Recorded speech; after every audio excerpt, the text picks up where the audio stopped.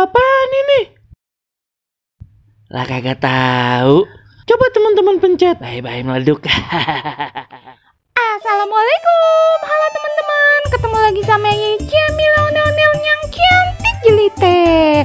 Teman-teman, ini ada si bocil makan ayam goreng Upin Ipin. Tapi kok tahu-tahu sakit perut ya? Nah, lo ngapa tuh ya? Penasaran kan teman-teman? Cus lihat aja nih ceritanya.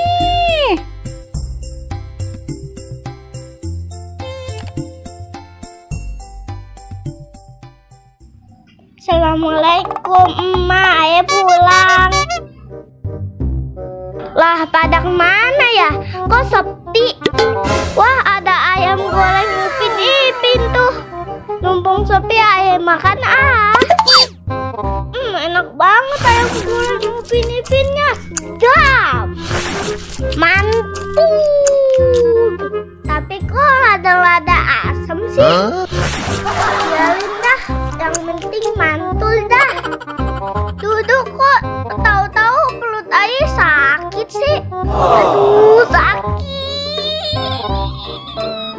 Mak, Bang Jono, kok perut ayah tahu-tahu sakit? Tolong.